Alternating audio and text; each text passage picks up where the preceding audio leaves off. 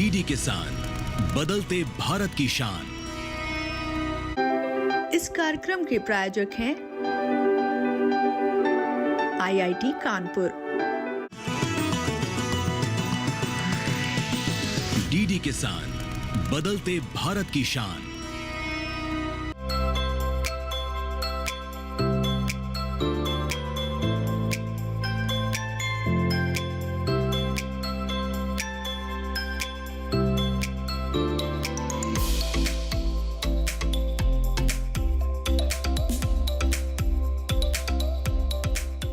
इन दिनों एग्रीकल्चर में ऐसे टूल्स का इस्तेमाल किया जा रहा है जिनसे कार्बन एमिशन ना हो।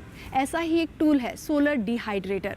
जी हाँ, सोलर डिहाइड्रेटर का इस्तेमाल हम फूड आइटम्स में मॉइस्चर को सोखने के रूप में करते हैं, लेकिन इससे जो कार्बन एमिशन है वो ज़ीरो होता है। नमस्ते, मैं नीतीश कुमार, भोजपत्ता एग्रीप्रेन्योर का फाउंडर, और मैं बिहार से हूँ। और हमारी company zero carbon emission dehydrator बनाती है जो प्रिज्म टेक्नोलॉजी पे काम करता है, और इसकी मदद से किसान अपने पोस्ट हार्वेस्ट लॉस जो होते हैं उनको वो ड्राई करके और अपनी आमदनी को बढ़ा सकते हैं। नमस्कार, आप सभी का स्वागत है प्रोग्राम कृषि स्टार्टअप के सीरीज़ एग्रीटेक स्टार्टअप में। तो बिना देर के मिलवाते हैं आपको आज के हमारे एग्रीप्रेन्योर से और जानते हैं कि किस तरह से वो सोलर डिहाइड्रेटर का इस्तेमाल खेती को सस्टेनेबल बनाने के लिए कर रहे हैं। तो दोस्तों, फाइनली हमारे साथ हैं आज के हमारे एग्रीप्रेन्योर नीतीश कुमार जी। नीतीश जी, आपको बहुत बहुत स्वागत है हमारे प्रोग्राम कृषि स्टार्टअप की सीरीज़ एग्रीटेक स्टार्टअप में। तो जैसा कि हमने जाना कि आप एक ऐसा सोलर डिहाइड्रेटर बना रहे हैं जिससे कि ज़ीरो कार्बन एमिशन होता है। तो सबसे पहले तो यही जानना चाहेंगे कि जो जर्नी थी आपकी, कैसे शुरुआत हुई इसकी, और कैसे आपको लगा कि इस तरह के एक स्टार्टअप को शुरू करना चाहिए? हम लोगों ने इसकी शुरुआत 2019 में की थी, जब हम इससे पहले बनाना फाइबर पे काम करते थे। के लिए केला का थम को लेना पड़ता है, तो हम लोग के यहाँ बाढ़ आ गया था बिहार में। हम लोग वैशाली ज़िला से बिलोंग करते हैं। तो वहाँ पे क्या हुआ कि किसान हमको बोले कि भाई केला का थम तो आप ले जा रहे हैं, तो ये केला भी नुकसान हो रहा है हम लोग को, इसके लिए क्या हो सकता है। तो उस समय मेरा आइडिया आया कि क्यों ना जो एक अचानक से प्राकृतिक आपदा आ गई बाढ़ जैसी, तो इसमें जितना ज़्यादा से ज़्यादा हो सके हम इसको ड्राई करके और इसको हम लोग बचा सके और किसान की होने वाले लॉस को कम कर सके। तो उसी समय से हम लोगों ने इसका पर काम किया और इस पर एक ड्रायर बनाया, ऐसा ड्रायर जो प्राय सूरज की रोशनी से कार्य करता है और किसान को ना के बराबर उसमें मतलब खर्च गिरता है। एक बार आप मशीन ले लिए, उसके बाद आप उसका काम कर रहे हैं और उसी से आप अपना आमदनी बना रहे हैं।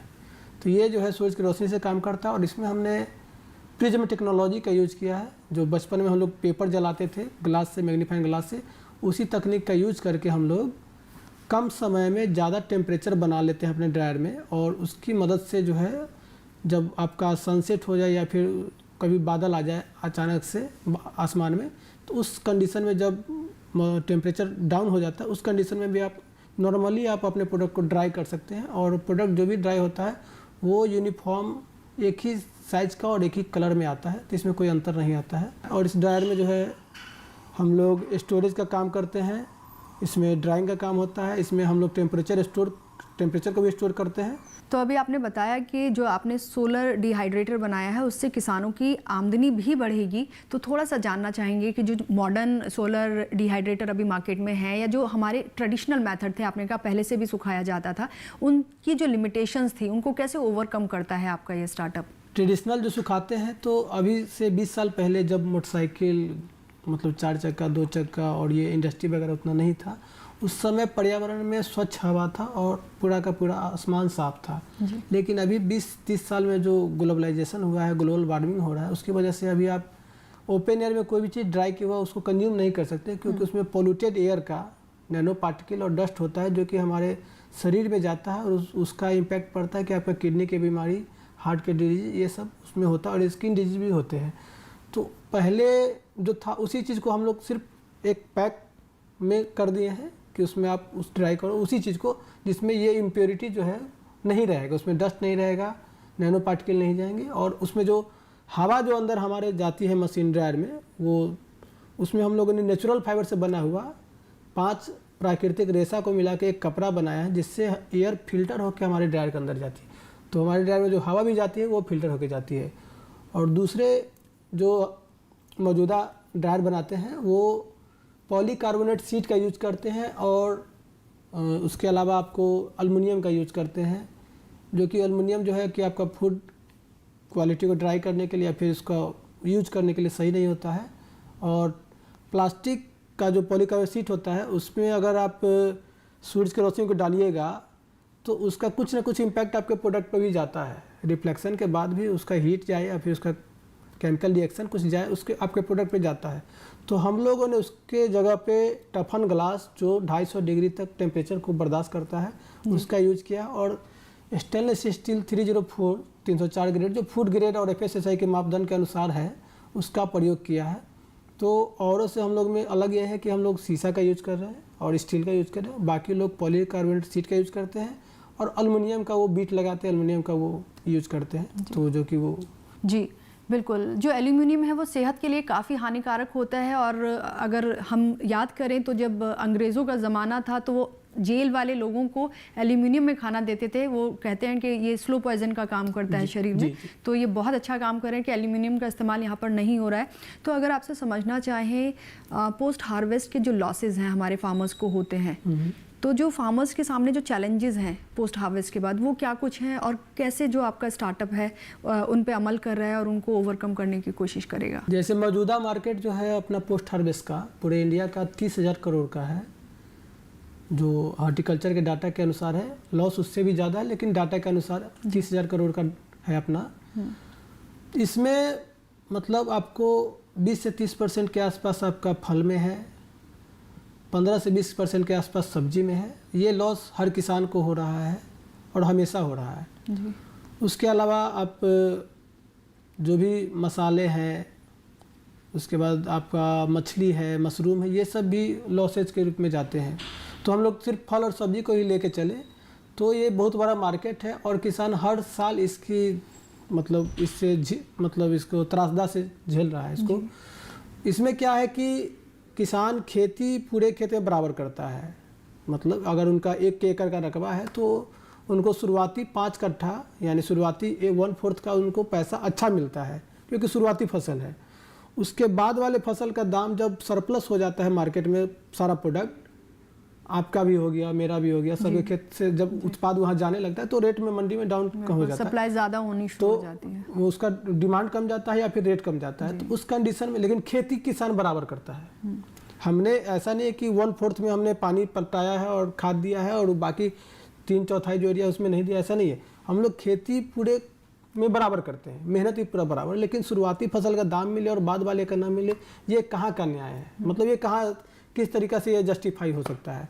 तो इसके लिए हम लोगों ने कहा कि आपको जो शुरुआती फसल का जो दाम मिल रहा है उसको आप मंडी में जाके बेचाओ। जब आपको दाम ना मिले, जब लगे कि मार्केट में सरप्लस हो गया है, मंडी में रेट हमको 5 रुपये 10 रुपये आ जाता है, हमको उसको खेत में ही बिकना पड़ता है क्योंकि मंडी तक ले जाने का खर्च भी नहीं निकलता है।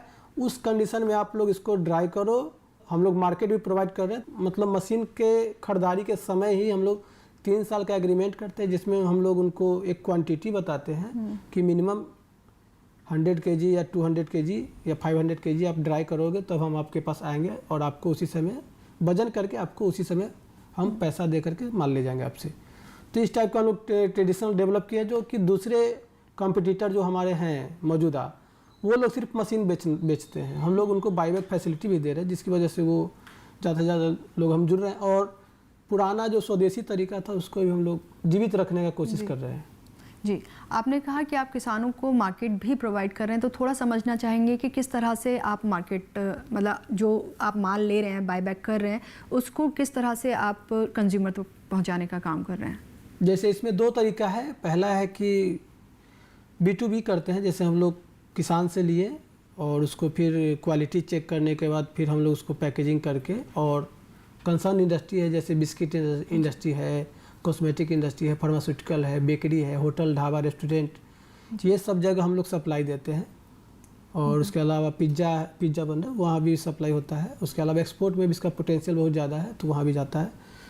तो एक तो ये हो गया, और दूसरा कि पुराने तकनीक में जैसे कि अभी हम लोग के बिहार में पहले लोग फल को सब्जी को सुखाते थे, जिसमें आपका पालक का पत्ता है, उसके बाद गोभी है, फूलगोभी, उसको सुखा करके वो लोग प्रिजर्व करके रखते थे कि बरसात में या फिर ठंडी में जब सब्जी ना मिले या फिर बहुत दिक्कत हो उस समय उसको वो लोग बना के खाते थे। तो वो तरीका को भी हम लोग जीवंत कर रहे हैं और उसको हम लोग ब्रांडिंग कर रहे हैं। तो अगर हम ड्यूरेबिलिटी की बात करें, वो जो आप बता रहे हैं फ्रूट्स हैं, वेजिटेबल्स हैं, जब उनको ड्राई हम कर लेते हैं तो कितने लंबे पीरियड तक उनको हम चला सकते हैं? जैसे आपने बताया किसानों को आप कहते हैं कि अगर मार्केट में अभी डिमांड कम हो गई है तो थोड़ा सा रोक के चलिए, तो कितना उनको, क्योंकि इसी से आमदनी भी बढ़ेगी किसानों की कहीं ना कहीं, तो किस तरह से? नॉर्मली जो है टमाटर को देखिएगा 3 से 4 दिन में ख़राब हो जाता है जी। भिंडी है 5 दिन चलता है, उसके अलावा आपको फूलगोभी है, गोभी पत्ता है, पत्ता गोभी, ये सब चीज़ का टाइमिंग होता है। तो ये मैक्सिमम 7 डेज में सारे चीज़ ख़राब हो जाते हैं, नस्बर है मतलब ख़राब हो जाते हैं। लेकिन अगर उसी चीज़ को हम लोग ड्राई कर देते हैं तो ड्राई करने के बाद उसका जो टाइमिंग होता है आपका 12 से 18 महीना, वो मतलब उसको रख सकते हैं, वो ख़राब नहीं होगा आपका प्रोडक्ट, क्योंकि उसमें से हम लोग पानी को निकाल लिया जाता है, नमी को निकाल लिया जाता है, सिर्फ वो ओरिजिनल जो मटेरियल होता है वही रहता है, तो उसमें वो ख़राब नहीं होता। और उसको हम लोग वैक्यूम पैकिंग, मतलब उसमें एयर टाइट कंटेनर या फिर वैक्यूम पैकिंग में पैकिंग करके हम लोग रखते हैं, जिसकी वजह से हम लोग उसको बाद में सेल करते हैं। जी, तो काफ़ी कमाल का ये सोलर डिहाइड्रेटर है। अभी इसके बारे में और बहुत कुछ जानेंगे, लेकिन उससे पहले लेंगे एक छोटा सा ब्रेक। कहीं जाइएगा नहीं, बने रहिए हमारे साथ डीडी किसान पर। यशस्वी प्रधानमंत्री नरेंद्र मोदी के मार्गदर्शन में माननीय मुख्यमंत्री योगी आदित्यनाथ के बुलंद इरादों ने बदली है उत्तर प्रदेश की तस्वीर। एमएसएमई और निजी क्षेत्र का उद्योग व्यापार फलने फूलने लगा और 2 करोड़ से अधिक युवाओं को रोजगार मिला। देशी विदेशी निवेशकों को उत्तर प्रदेश में संभावनाएं नजर आईं और इससे 60 लाख से अधिक नौजवानों को मिले हैं रोजगार के सुनहरे मौके। निष्पक्ष एवं पारदर्शी प्रक्रिया से 8.5 लाख से अधिक युवाओं को सरकारी नौकरियां मिली। प्रदेश ने एक साथ 60,000 से अधिक पुलिसकर्मियों की भर्ती, 10 लाख से अधिक स्वयं सहायता समूह के माध्यम से 1 करोड़ से अधिक महिलाओं और बीसी सखी योजना के अंतर्गत 58,000 से अधिक महिलाओं ने रोजगार प्राप्त किया है। एक जनपद एक उत्पाद योजना से 30 लाख से अधिक और स्टार्टअप नीति के अंतर्गत 5 लाख से अधिक नौजवानों को मिला है रोजगार। युवाओं के हो रहे हैं सपने साकार। काम दमदार, डबल इंजन सरकार। ब्रेक के बाद एक बार फिर आप सभी का स्वागत है हमारे प्रोग्राम कृषि स्टार्टअप की सीरीज़ एग्रीटेक स्टार्टअप में। और आज है हमारे साथ नीतीश कुमार जी, जिनसे हम बात कर रहे हैं zero carbon emission solar dehydrator के बारे में। जी, तो हमने काफ़ी कुछ जाना है इसके बारे में। अगर हम इसकी फंक्शनिंग के बारे में जानना चाहें आपसे, तो किस तरह से मतलब जो टाइम टेकिंग है, इसका जो टाइम ये लेता है सुखाने में, वो क्या कुछ है? और साथ ही ये भी जानना चाहेंगे कि किसानों के लिए, खास करके जो हमारे मार्जिनल फार्मर्स हैं, उनके लिए कितना पॉकेट फ्रेंडली है। जैसे हमारा मशीन जो है, शुरुआत में जैसे आपको हम बताएं और जानकारी कि ये प्रिज्म टेक्नोलॉजी पे काम करता है। जैसे बचपन में हम लोग मैग्नीफाइंग ग्लास से पेपर जलाते थे, तो उसी तकनीक का यूज करके हम लोग कम समय में ज़्यादा टेम्परेचर बना लेते हैं, जिससे कि आपको प्रोडक्ट को ड्राई करने में आसानी होता है।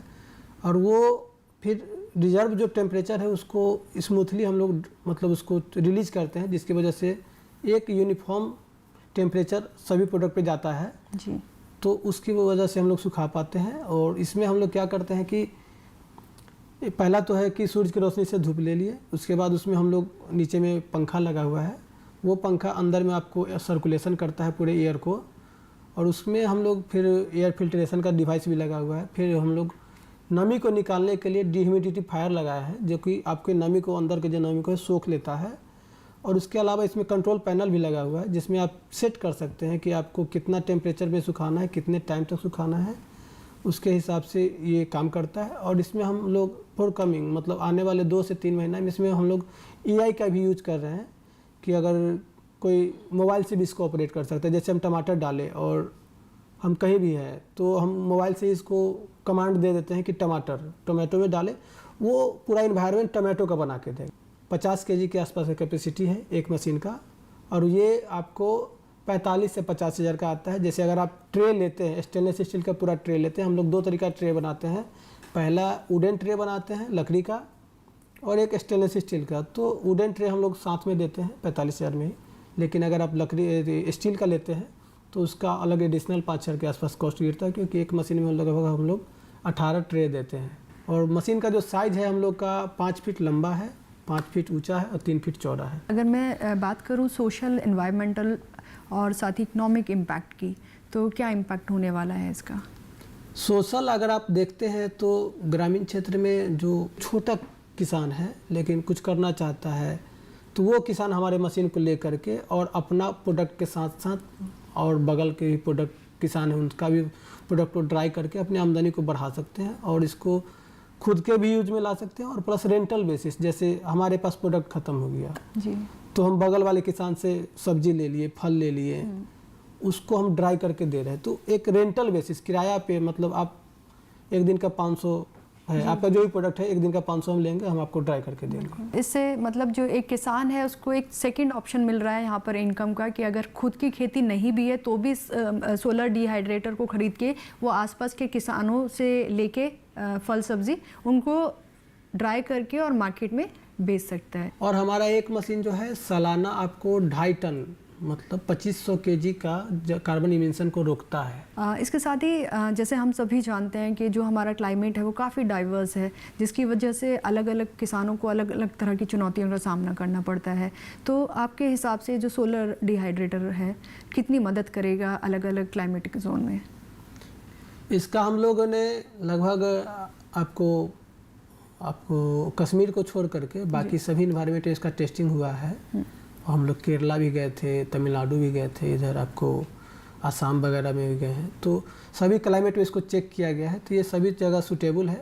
आपको जो टेम्परेचर चाहिए उस टेम्परेचर को आप सेट कीजिए, उसके अकॉर्डिंग इन्वायरमेंट बना के देता है ड्राई का, और उसको काम कर सकते हैं। और ये पूरी तरीक़ा से पैक है, इसमें बाहरी हवा का या फिर बारिश, आंधी तूफान या बारिश का कोई प्रभाव नहीं पड़ता है, और ये सनलाइट से ऑपरेट होता है। जैसे बहुत सारे हमारे क्लाइमेटिक जोन ऐसे हैं जो बहुत ठंडे एरियाज़ हैं, वहाँ पर हार्डली सनलाइट आती है, तो वहाँ पर किस तरह से इसको इस्तेमाल किया जा सकता है? वहाँ पर के लिए हम लोगों ने हाइब्रिड मॉडल बनाया है, जिसमें आप मतलब 1 यूनिट बिजली के खर्च में, मतलब अगर दिन में धूप है तो धूप का यूज कर सकते हैं, नहीं है तो आप 1 यूनिट बिजली के खर्च में उसको आप ऑपरेट कर सकते हैं और 24 आवर वो काम करेगा। 1 यूनिट पर? 1 यूनिट बिजली के कंजम्पशन पे। जी, तो काफ़ी सस्ती जो है वो है ये टेक्नोलॉजी। बातचीत जारी रखेंगे, लेकिन अभी वक्त हो गया एक और छोटे से ब्रेक का। कहीं जाइएगा नहीं, बने रहिए हमारे साथ डीडी किसान पर। दीदी नौकरी लग गई। अरे वाह, बधाई हो। तो अब तो ढेर सारी शॉपिंग। हाँ दी, नया मोबाइल। अरे रुको शहजादे, सैलरी से पहले खर्चे। इंस्टेंट लोन भी तो मिलता है। पहले बजट बनाना सीखो, फिर खर्च करो। पर दी, देखो, कमाई का एक हिस्सा हमेशा बचाना चाहिए, लेकिन पार्टी देने से नहीं बचोगे तुम। हाँ दी, पार्टी मेरी, बजट तुम्हारा। अच्छा, आरबीआई कहता है सही वित्तीय बर्ताव करे आपका बचाव।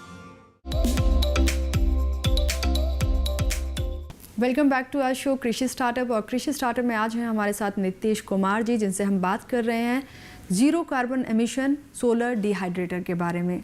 जी, तो काफ़ी सारी चीज़ें हमने समझ ली है सोलर डिहाइड्रेटर के बारे में। आपसे अब ये भी जानना चाहेंगे कि जब आपने स्टार्टअप शुरू किया तो किस तरह के चैलेंजेस थे आपके सामने, और उन चैलेंजेस को ओवरकम करने में आपके किन किन इंस्टीट्यूशंस ने या कहीं किन किन संस्थाओं ने मदद की? जैसे शुरुआत में हम लोगों ने, जैसे हम बिहार से बिलोंग करते हैं, तो वहाँ पे हम लोग को कॉपी होने का डर ज़्यादा रहता है जी, कोई भी टेक्निक को कॉपी होने का डर था। तो पहले हम लोग इंक्यूबेशन, मतलब ये स्टार्टअप में घुसे, स्टार्टअप को समझे, स्टार्टअप क्या होता है, नया आइडिया क्या होता है, कैसे इम्प्लीमेंट करें, आईपी क्या होता है। तो आईपी जब हम जाने, इंटेलेक्चुअल प्रॉपर्टी, तो उसके बाद हम लोग क्या किए कि पहले मशीन को प्रोटोटाइप बनाए, छोटा सा मॉडल बनाए, और फिर उसका टेस्टिंग किए, फिर उसके बाद उसका डिज़ाइन पेटेंट फाइलिंग कर दिए, डिज़ाइन पेटेंट। तो डिज़ाइन पेटेंट जब मिल गया उसके बाद हम लोग इसको ज़मीन पे उतारे मशीन को। तब तक 6 महीना तक इसका हम कुछ किए ही नहीं, मतलब मशीन बनाए, उसका डिज़ाइन पेटेंट फाइल किए। जब तक पेटेंट ग्रांट नहीं हो गया है तब तक हम लोग उसको रोक के रखे। उसके बाद हम लोग जब मिल गया उसके बाद हम लोग इसको काम किए। IIT कानपुर का 2024 में सिलेक्शन हुआ था हमारा सिटी इनोवेशन लैब में। तो इसके द्वारा जो है हम लोग को बहुत ही मदद मिला। और जो भी टेक्निकल सपोर्ट अभी जो हम आपको बता पा रहे हैं, कंट्रोलिंग पैनल का या फिर कंट्रोल करने का, ये सब मदद हम लोग IIT कानपुर के लैब से मिल रहा है। इसके लिए हम धन्यवाद देते हैं IIT कानपुर को जी। और city social innovation lab city bank का जो है उसको भी। तो इसके द्वारा हम लोग को टेक्निकल, क्योंकि IIT कानपुर जो है रिप्यूटेड संस्थान है ऑल ओवर इंडिया में और पुरानी संस्थान भी है। यहाँ पे जाना या फिर यहाँ पे एडमिशन होना हर किसी का सपना होता है, लेकिन होता नहीं है। लेकिन हम लोग का यहाँ पे सिलेक्शन है, ये हमारे लिए बहुत ही गौरव की बात है जी। तो हम लोग इनका भी धन्यवाद देते हैं। और हम बिहार से बिलोंग करते हैं, तो शुरुआती हम लोग का बिहार स्टार्टअप से भी हुआ है, तो स्टार्टअप बिहार का भी धन्यवाद। इसमें हम लोग का शुरुआत जब किए थे तो कंपनी रजिस्टर्ड बिहार से किए थे और बिहार में स्टार्टअप बिहार करके एक स्कीम चलता है, उसके थ्रू हम लोग को सपोर्ट मिला। और उसके बाद हम लोग स्टार्टअप इंडिया का भी सपोर्ट है और IIT कानपुर का तो हम लोगों ने कहा ही है जी। और इनके लैब का प्रयोग करना हमारे लिए बहुत ही अच्छी रहा, मतलब अच्छा अनुभव रहा कि इनके लैब का प्रयोग करके और प्लस इनके जो टेक्निकल हैं कंसर्न जो भी हैं एमटेक के टेक बैकग्राउंड के या फिर IT के, IoT के, AI के, वो सभी ने हमको सपोर्ट किया कि कैसे आप इलेक्ट्रॉनिक का यूज़ कर सकते हैं, कैसे आप AI का यूज़ कर सकते हैं। तो ये सब का सहयोग बहुत ही अच्छा रहा मेरे लिए और इसके लिए हम धन्यवाद देते हैं IIT कानपुर को जी। तो काफ़ी सारे लोगों का आपको सपोर्ट मिला है तभी आप आगे बढ़ पाए हैं। ये भी समझना चाहेंगे कि क्योंकि बहुत अच्छी आपने एक मशीन तैयार की है जो कि फार्मर्स के लिए वाकई बहुत अच्छी साबित हो सकती है, सेकंड ऑप्शन है वो उनके लिए इनकम का। तो आप इसका जो मार्केट है या हम बात करें स्केलेबिलिटी की, तो किस तरह से मार्केट को अप्रोच कर रहे हैं कि ज़्यादा से ज़्यादा किसान जो है उन तक पहुँचे? इसके लिए हम लोग का एक तरीका है, पहला कि हम लोग मशीन प्रोवाइड करते हैं, मशीन के बाद उसका प्रोडक्ट लेते हैं और कुछ जगहों पे हम कोशिश करते हैं कि जो B2B में जिनको सप्लाई दे रहे हैं जी। वो इंडस्ट्री हम वो लोग उसी जगह पे डेवलप करवा दें। जैसे कि बिस्किट इंडस्ट्री को दे रहे हैं शुगर फ्री बिस्किट बनाने के लिए, तो हम लोग चाह रहे हैं कि 10 किसान अगर केला का आटा दे रहे हैं तो उनको एक इंडस्ट्री वहीं पे सेटअप करा दो, क्योंकि जो प्रोडक्ट बनाओ यहीं पे बिक जाए जी। एक खरीदार हो गया, एक देनदार, लेने वाला एक देने वाला। उसी तरीक़ा से बेबी फूड प्रोडक्ट है, एनर्जी ड्रिंक है, सॉस इंडस्ट्री है, केचप इंडस्ट्री है, कॉस्मेटिक का इंडस्ट्री है, फेस पैक बनाने वाली जो भी इंडस्ट्री है जो ज़्यादा मात्रा में, उसको हम लोग वहीं पे सेटअप करवा देना चाहते हैं कि बस आप जो प्रोडक्ट बनाओ आपको ज़्यादा दूर ना जाना पड़े। अगर हमारे पास बिक रहा है तो बिक रहा है, नहीं तो आप लोकल में भी एक नया ब्रांड बना करके आप उसको डेवलप करो अपने एरिया में। तो हम लोग उनको हैंड होल्डिंग सपोर्ट भी देते हैं जिसकी मदद से वो लोग काम करते हैं। अगर बात करूं कंपनी के मिशन और विजन की तो वो क्या है? मिशन और विजन है कि मतलब अपने देश को बदलना है तो सब शुरुआत नीचे से करनी पड़ेगी। मतलब एक ग्रामीण क्षेत्र को डेवलप करके हम लोग देश को बदल पाएंगे, क्योंकि जब तक ग्रामीण क्षेत्र नहीं बदलेगा, राज्य नहीं बदलेगा तो देश नहीं बदलेगा। तो हम लोग शुरुआत वहाँ से कर रहे हैं कि मतलब हर एक आदमी जो नीडेड है, जो बाहर, हमारे यहाँ लेबर मिग्रेंट बहुत ज़्यादा है, हमारे यहाँ से लेबर दूसरे स्टेट में जाते हैं काम करने, तो हम चाह रहे हैं कि वो लेबर अपने यहाँ खुद काम करे जी। ऐसा हम लोग का मिशन है। बिल्कुल। और विजन भी क्लियर है कि मतलब ऐसा प्रोडक्ट हो जो कि पर्यावरण को हानि ना पहुंचाए और आमदनी भी दे, ऐसा प्रोडक्ट हम लोग बनाएं। जो सरकार की नीतियां हैं वो कितना सपोर्ट कर रही हैं और खासकर क्योंकि प्रोडक्ट बहुत अच्छा है तो ये फूड सिक्योरिटी में कितनी मदद करेगा जो गवर्नमेंट की स्कीम है? इसमें हम लोग अभी जो मशीन हम लोग अभी सेल आउट किए हैं उसमें अधिकतर मशीन जो है आपको PMFM स्कीम के द्वारा सेल आउट है। PMAGP और PMFM 2 स्कीम है उसके द्वारा है। उसके अलावा हम लोग को हॉर्टिकल्चर डिपार्टमेंट से भी मशीन का सेल आउट होता है, लेकिन वहाँ पे थोड़ा सा कॉम्प्लेक्सिटी ज़्यादा है सर्टिफिकेशन का या फिर उनका ऑर्डर मिलने में इस टाइप से, और कॉम्प्लेक्स है, थोड़ा सा डिपार्टमेंटल कॉम्प्लेक्सिटी ज़्यादा है जिसकी वजह से ये धरातल पे उतने अच्छा से उतर नहीं पा रहा है। क्योंकि किसान जो है मशीन तो लेना चाह रहा है लेकिन हर किसी को सब्सिडी चाहिए जी। तो हमारा विचार है कि सब्सिडी मिले, अगर नहीं भी मिले तो आप रेट ऑफ इंटरेस्ट कम कर दो जी। अगर आपको देना ही है तो सब्सिडी हटा दो, डायरेक्ट रेट ऑफ इंटरेस्ट कम कर दो, वो ज़्यादा बेटर है। उससे ये माइंड में नहीं रहे कि हमको मतलब सब्सिडी के लोन लेना, ये रहे कि भाई हमको काम करना है।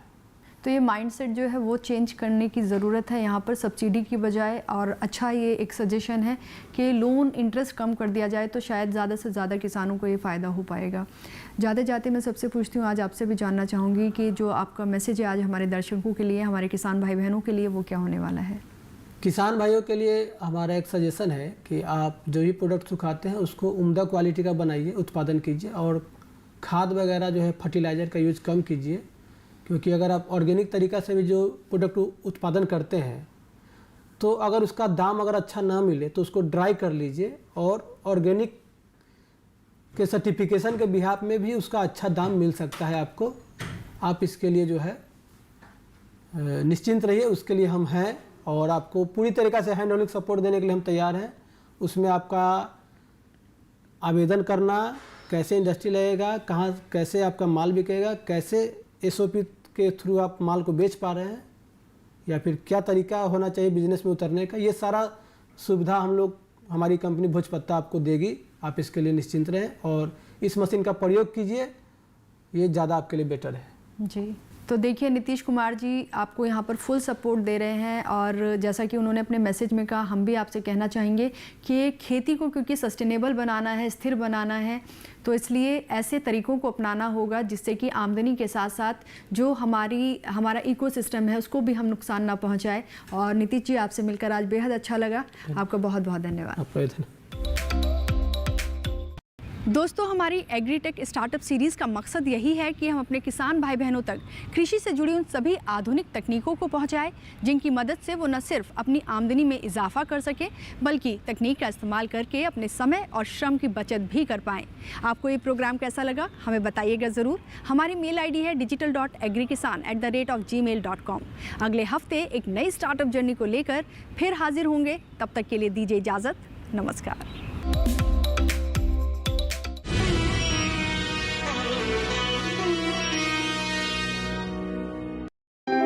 इस कार्यक्रम के प्रायोजक थे IIT कानपुर। नमस्कार किसान भाइयों और बहनों, आप देख रहे हैं मंडी खबर। मैं हूं आपकी AI एंकर भूमि। आज हम आपके लिए लाए हैं देश भर की मंडियों से ताजा तरीन भाव। सबसे पहले मूंगफली के भाव। आंध्र प्रदेश की कुरनूल मंडी में मूंगफली का भाव रहा 6,631 रुपये प्रति क्विंटल। गुजरात की वेरावल मंडी में मूंगफली 4,995 रुपये प्रति क्विंटल पर बिकी। राजस्थान की बस्सी मंडी में मूंगफली के सौदे 3,943 रुपये प्रति क्विंटल पर हुए। अब जानते हैं सरसों के भाव। राजस्थान की बस्सी मंडी में सरसों का भाव रहा 6,150 रुपये प्रति क्विंटल। कोटा मंडी में सरसों 6,250 रुपये प्रति क्विंटल पर बिकी। उत्तर प्रदेश की गोंडा मंडी में सरसों के सौदे 5,950 रुपये प्रति क्विंटल पर हुए। अब सोयाबीन के भाव की जानकारी। गुजरात की वेरावल मंडी में सोयाबीन का भाव रहा 4,075 रुपये प्रति क्विंटल। राजस्थान की खानपुर मंडी में सोयाबीन 4,305 रुपये प्रति क्विंटल पर बिकी। उत्तर प्रदेश की मेहरौनी मंडी में सोयाबीन के सौदे 4,000 रुपये प्रति क्विंटल पर हुए। सभी भाव आवक और गुणवत्ता के अनुसार हैं। तो ये था आज का मंडी भाव। आप देखते रहिए DD किसान। धन्यवाद। गुजरात के कच्छ जिले के खुशहाल किसान बिना बैंक लोन अंजार के किसानों का कमाल। कैस्टर, जीरा और मूंगफली में कमाया नाम। इस रविवार अंजार के किसानों की दास्तान। मंडी.com सिर्फ DD किसान पर सुबह 8:30 बजे और शाम 5 बजे। असली चोर ये दोनों है फुआ। 50,000 रुपया गबन करने का ये दोनों का मिली भगत था। प्रेम में बाधा बने उसे गिरा ही देना चाहिए। जो आप चाहते हैं ना वो सब नहीं होगा। हम जा रहे हैं हॉल में सोफा पे सोने। तुम कहीं नहीं जाओगे। हम आपके गुलाम नहीं हैं। जो आप मनमानी कीजिएगा हम बर्दाश्त करेंगे। आज के बाद तुम हमारे बगल में सोने के लिए तरस जाओगे, लेकिन हम कभी तुमको अपने बगल में सोने नहीं देंगे। ये तकिया का दीवार तो बेड पर नहीं, हमारे दिल के अंदर तक बनाई हो। सोमवार से शुक्रवार रात 8:30 बजे, पुनः प्रसारण सुबह 11 बजे DD नेशनल पर।